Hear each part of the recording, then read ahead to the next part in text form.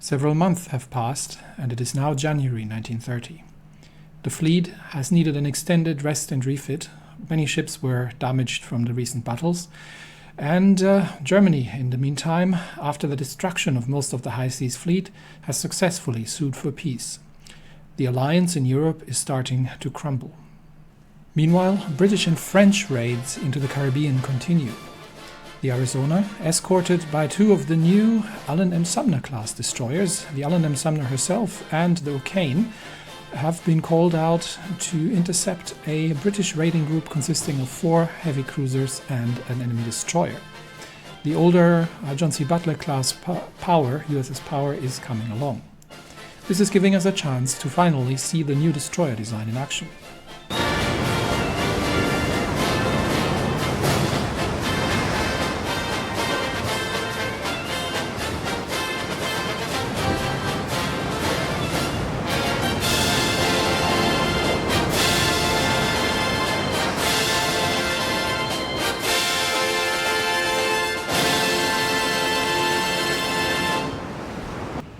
Allen M. Sumner and O'Kane are racing ahead to scout the enemy, while the older destroyer is going to be screening Arizona to make sure that nothing bad happens to the battleship. Radio direction finding is pointing towards the south for the enemy formation, so we'll rush ahead and see if we can spot them. Yep, I think we're seeing incoming fire actually. That would be the enemy destroyer, I would assume. And not having visuals on the actual battleship itself. No, there it is, on the cruisers themselves. There is one of the enemy cruisers. Looks like these look like armored cruisers, so much older models. But we'll see what the new destroyers are capable of. Either way around, Arizona is how far away? 21 kilometers, so way out of range for her for now. But we'll turn slightly to port to get her rear turrets on target, while the destroyers are scouting ahead, and see if we can do something about these cruisers on the quick before we go and disengage again. So we obviously don't want to get too close. Obviously these things will have torpedoes. There's also an enemy destroyer out there, and the cruisers, upon being spotted, are already turning away. They appear to be relatively slow, however, so they might be at the edge of their effective combat range in the Caribbean. We'll see how much closer we can get before things get a little dicey. But we're not in a good position to torpedo them, so for now we'll just shadow them. In case you were not aware of the design, the Allen M. Sumners have 9 5-inch guns in 2 super-firing forward turrets and 1 aft turret, as well as 10 torpedoes in 2 launchers. So we are now in the range that they can actually start opening up with their main guns, and we'll see if we can start landing some hits here with the 5-inch armor piercing.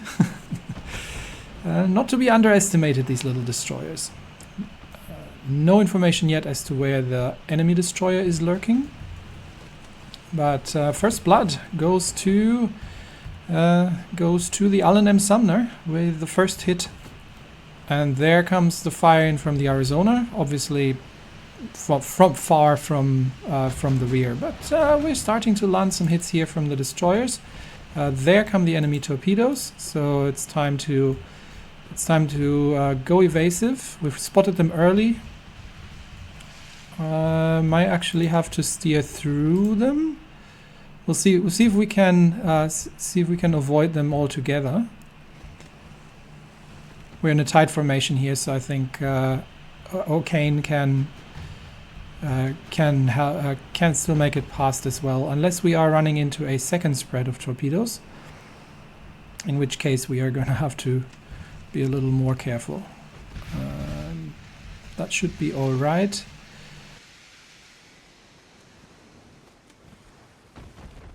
Yeah, I think O'Kane should be fast enough to get away from that torpedo before it lands. There's the enemy destroyer. So up there come more torpedoes out. So again, turn. This might be the cruisers dropping torpedoes. Let's start focusing the enemy destroyer, which also seems to be relatively slow. That is an interesting design. Not many guns on it, honestly. So let's see what we can do about that. Full turn to evade incoming torpedoes, and while Arizona makes her way here, we'll start taking it under fire. Okay, more torpedoes coming in. Yeah, these are British ships, so torpedoes galore. So it's important that we make the turn here already to turn into the enemy torpedoes. Didn't even get a warning about these. Just to make sure that O'Kane can get past that. And there are more torpedoes incoming, I think launched by the enemy destroyer. So we are threading the needle here somewhat. And I think at least Allen M. Sumner is clear. O'Kane should be completely clear as well at this point. Yeah, I think we're clear. So we've temporarily lost contact, and we're opening up again on the enemy cruisers, trying to set a couple of fires. Arizona is probably still well out of range. She should be safe from torpedoes that far behind, but she's at 19 kilometers still. So these cruisers are too fast for Arizona to catch. So it's really just up to the destroyers to see if they can do something about her. And we seem to be getting 5-inch penetrations on the enemy cruiser, which does not have an awful lot of guns in the rear.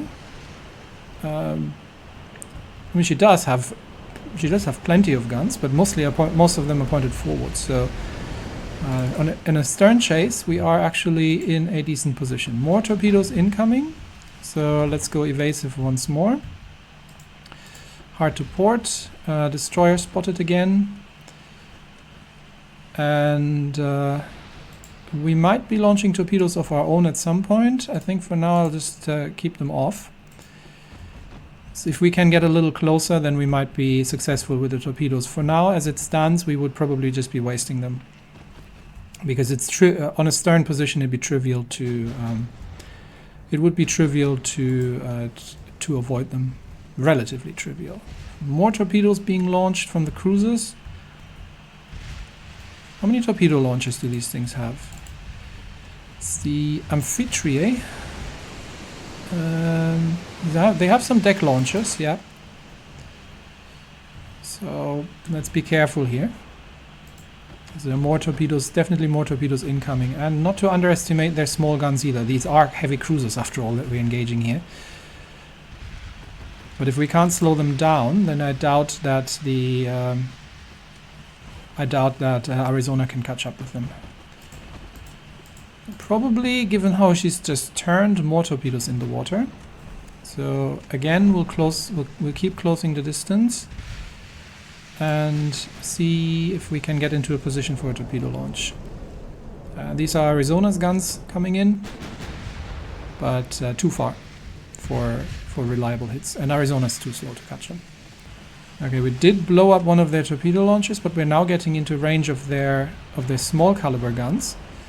That said, the Amphitrite is taking a lot of damage from the destroyers at this point. So I am going to get ready for a torpedo launch here, and we will see if we can get them to push away a little bit. We'll launch at the lead ship. And with that, we might have a chance that the rear cruisers are going to run into the torpedoes. Okay, when you're ready, a torpedo solution is building. Enemy torpedoes incoming, so we do have to, aggressively launch torpedoes. Yep, there we go. And actually turn away. Allen M. Sumner has taken some engine damage. So I think it's time to... I think we got a little too close here. I think it's time to disengage. And O'Kane has launched her torpedoes as well. So while the Allen M. Sumner is fixing her engine, we'll open up the distance a bit. Most likely the cruisers are going to be able to evade this, but Let's target the already damaged Amphitrite again. We'll see if we get a torpedo hit or two if we're lucky. Okay, enemy torpedoes, friendly torpedoes, looking good against the lead ship, the HMS Warrior. That's one torpedo hit, one dud, two torpedo hits on the Warrior, and I think the Cumberland has just gotten away from it. So we're clear for now, while the destroyers are reloading their torpedoes. The cruisers are still launching, but Warrior does not look good. She's taken 2 torpedo hits, and I think she's generally in a pretty bad shape. Arizona is very slowly gaining distance, but it's still gonna take quite a while. The Warrior has lost engine power and is basically dead in the water. So we'll still continue concentrating fire on the Amphitrite and see if we can potentially cause enough fires that I mean, she's burning merrily here. So we might be able to just gun her down, and then it's basically just one cruiser left. However, I don't want to get too close, so do adjust your course ever so slightly. The destroyer is still out there, so there might be more torpedoes in the water. There's incoming fire from the Arizona, but these are pot shots. That said, not bad actually. And the Amphitrite is sinking. Allen M. Sumner has taken a hit somewhere and is currently flooding in the forward section. She should be able to sustain that. Take down the Warrior as well, if we can. She's almost done for, so I think the 5-incher should be able to finish her off. Where did that destroyer go? Yeah, O'Kane is now starting to take some hits as well here. So I think we are, and yeah, Allen M. Sumner is still flooding in the front. So I think you've done enough for now, taking down 2 heavy cruisers. We are going to disengage for the time being, repair the damage, reload the torpedoes, and then we'll make another run at the last remaining one. We'll just try to take the Warrior down for now.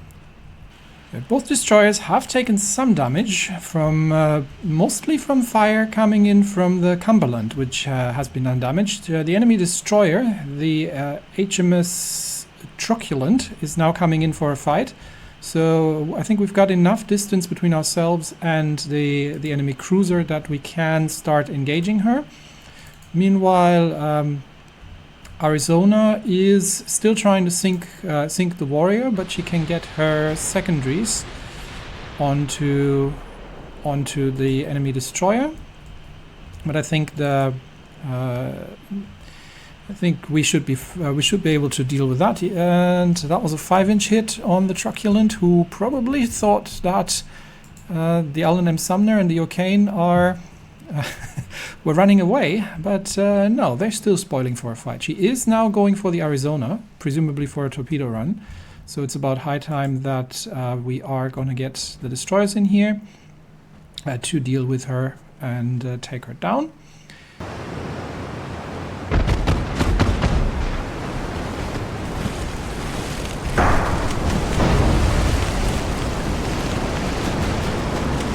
I think the Warrior is sinking due to heavy flooding. I think the heavy cruiser has started opening up on my destroyer line again. The Truculent is already in bad shape. Yep, there's incoming fire from the Cumberland again. That thing has caused us some trouble in the past, so I think it's time to once again lay smoke. And then we will... we don't have the torpedoes reloaded just yet, but I think the Truculent is almost done for.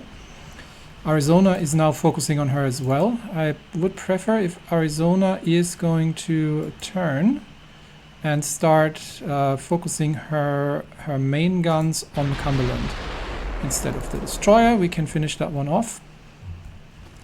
She is mostly dead on the water. She's flooding heavily, and I think she is done for. I do want to make sure that my already damaged destroyers don't get hurt by the Cumberland any more than they need to be. And the Truculent is sinking. I am at this point going to retreat the destroyers, and the Arizona can finish off the battle on her own. I still have the power. I can detach her and get her to keep an eye on the Cumberland, while Arizona gets into effective gun range. Right now she is 10 kilometers away. That is not too bad, actually. So she should be able to do something from here.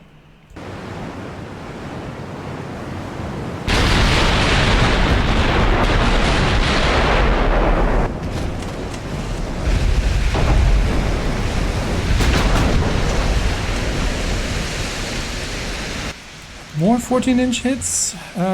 What is Arizona firing? High explosive. Please fire armor piercing with the main guns. 14-inch armor piercing should be the way to go. And we'll have the power rushing in to see if she can do something as well.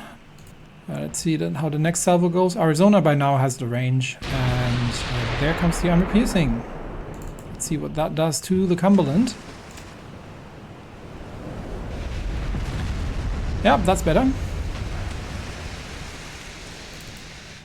Do we have? Yeah, we should have all of Arizona's guns on target now, so I think we're good. And power is running in going for a torpedo run. If Arizona can't finish her off first, mostly over penetrations, but that is going to cause some flooding on the Cumberland. So I would assume that she's no longer that combat effective, with holes basically poked through the ship here.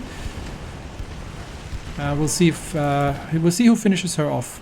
Power coming in for a close range torpedo run. Is she turning about? I think she may be turning to port. We'll see. We'll go in, smoke screen on, just to protect power from any potential fire as much as possible. I think she's facing off against Arizona. Not sure if she still has any torpedoes left. Potentially. We'll slow Arizona down to 16 knots and get her to turn in slightly, just in case there are any torpedoes. Power is on a perfect intercept course, and she's now shifted her fire onto power. So I don't think it's particularly accurate anymore at this point. But we will try to make a pass, drop the torpedoes, and finish her off. She is trying to turn to port, probably also to get her guns engaged against power. And she is dropping her own torpedoes. Not that that'll help her much. I think power is safe here. And we can get the torpedo solution ready and drop torpedoes when ready. Okay, torpedoes away, and that should be it for the Cumberland.